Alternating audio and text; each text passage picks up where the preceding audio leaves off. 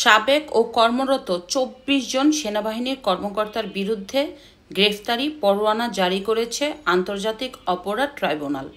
বাংলাদেশের ইতিহাসে এটা একটা নজিরবিহীন ঘটনা যে একসাথে এতগুলি ঊর্ধ্বতন কর্মকর্তার বিরুদ্ধে ফৌজদারি এবং মানবতা বিরোধী অপরাধের অভিযোগ। এখানে রয়েছে ৩ জন লেফটেন্যান্ট জেনারেল, ৫ জন মেজর জেনারেল, ৬ জন ব্রিগেডিয়ার জেনারেল, ৩ জন কর্নেল, ৫ জন লেফটেন্যান্ট কর্নেল সহ আরও অনেকে।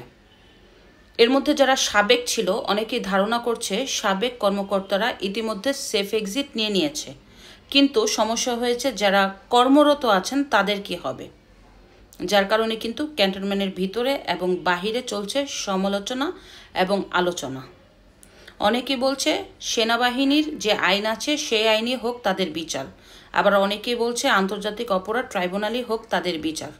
যদিও এই আন্তর্জাতিক অপরাধ ট্রাইব্যুনাল নিয়ে অনেকের মনে একটা সংশয় আছে যে এই মুহূর্তে আন্তর্জাতিক অপরাধ ট্রাইব্যুনালে একটা ন্যায় বিচার হওয়া সম্ভব কিনা, কারণ আপনারা সবাই জানেন ২০১৩ সালে এই আন্তর্জাতিক অপরাধ ট্রাইব্যুনাল যখন যুদ্ধ অপরাধীদের বিচার করা হয়, তখন এইখানে যুদ্ধ অপরাধীদের অ্যাডভোকেট ছিল তাজুল ইসলাম। সেই তাজুল ইসলামই এখন আন্তর্জাতিক অপরাধ ট্রাইব্যুনালের চিফ প্রসিকিউটর। সো তার অধীনে অথবা অনেকেই আছে বর্তমানে যুদ্ধ অপরাধীদের পক্ষে যারা লড়েছেন, তারা প্রত্যক্ষ এবং পরোক্ষভাবে আন্তর্জাতিক অপরাধ ট্রাইব্যুনালে আছে।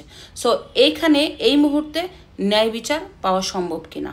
গত ৮ই অক্টোবর ২টি অভিযোগ আসে আন্তর্জাতিক অপরাধ ট্রাইব্যুনালে। একটা হচ্ছে সবচেয়ে আলোচিত আয়নাঘর, যে একটা কুঠুরির মধ্যে একজন লোককে বন্দি রাখা হয়। আরেকটা হচ্ছে TFI, trust force for interrogation. So এই ২ অভিযোগে মোট ২৪ জনের বিরুদ্ধে গ্রেফতারি পরোয়ানা জারি করা হয়েছে। ২টার মধ্যে কিন্তু শেখ হাসিনা আছে। শেখ হাসিনা তো থাকবেই। তো মূলত হচ্ছে ১৯৭৩ সালে আন্তর্জাতিক অপরাধের যে ট্রাইব্যুনাল, এই আইনটা প্রণীত হয়। ওই সময় ১৯৭১ সালের ২৫শে মার্চ থেকে ১৬ই ডিসেম্বর পর্যন্ত যারা যুদ্ধ অপরাধের সাথে জড়িত ছিল, যারা বাংলাদেশ বিরোধী ছিল, তাদেরকে কেন্দ্র করেই এই আইনটি প্রণীত হয়। তবে আপনি যখন শেখ হাসিনা সরকার আসলো, শেখ হাসিনা সরকার এই ১৯৭৩ সালের আইনটি কিছু সংশোধন করে যুদ্ধ অপরাধীদের এই আইনে আন্তর্জাতিক অপরাধ ট্রাইব্যুনালে বিচার করে।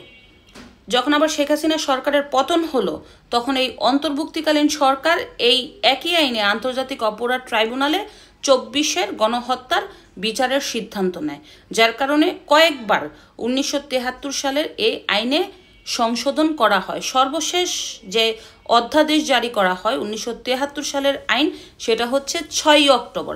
৬ই অক্টোবর যে অধ্যাদেশ জারি করা হয়, সেখানে বলা হয়েছে আন্তর্জাতিক অপরাধ ট্রাইব্যুনালে যদি কোনো ব্যক্তির বিরুদ্ধে আনুষ্ঠানিক অভিযোগ দাখিল করা হয়, তাহলেই সেই ব্যক্তি যদি সরকারি কর্মকর্তা থাকে সে তার পদ হারাবেন, আর যদি জনপ্রতিনিধি হয়ে থাকে সে নির্বাচন করতে পারবে না, সেটা পার্লামেন্ট নির্বাচন কিংবা ইউপি নির্বাচন অথবা মেয়র নির্বাচন।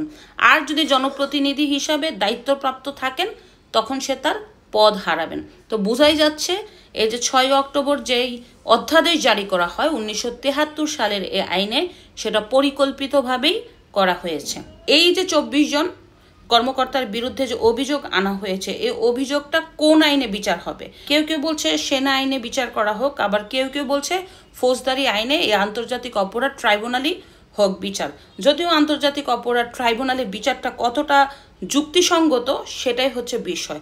২০১৩ সালে যখন যুদ্ধ অপরাধীদের এই আন্তর্জাতিক অপরাধ ট্রাইব্যুনালে বিচার করা হয়, তখন এই তাজুল ইসলাম বলেছিল ক্যাঙ্গারু কোর্ট, এই কোর্টে আমার আসামি ন্যায় বিচার পায়নি। তাহলে একই কোর্টে যে আবার এরা ন্যায় বিচার পাবে, এটাই বা কতটা যুক্তিসঙ্গত? আর যদি সেনা আইনে বিচার হয়, তবে এটা হবে ন্যায়সঙ্গত, কারণ সেনা আইনে বিচার হলে তারা কিন্তু এই জিনিসটা ভালো করে পর্যবেক্ষণ করবে। যদিও অনেকেই ধারণা করছে বাংলাদেশ সেনাবাহিনীকে শেষ করে দেওয়ার জন্য, এই বাহিনীকে বিলুপ্ত করার জন্য একটা পূর্ব পরিকল্পিত প্ল্যান ছিল, আর এই প্ল্যানের অংশবিশেষ এই সেনাবাহিনীর মধ্যে সমালোচনা আলোচনা তুলে ধরে এদের অভ্যন্তরীণ একটা সহিংসতা গড়ে তোলা। এই সহিংসতার মধ্য দিয়ে এই বাহিনীটাকে শেষ করে দেওয়াটাই হচ্ছে একটা কুচক্রি মহলের লক্ষ্য। এখন দেখা যাক শেষ পর্যন্ত কোন আইনে বিচার হোক।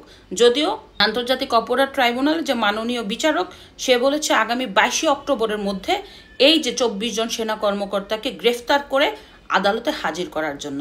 এখন দেখা যাক এর আগেই হয়তোবা নির্ধারিত হবে সেনা আইন নাকি ফৌজদারি আইন, কোন আইনে বিচার হবে এই ঊর্ধ্বতন কর্মকর্তাদের।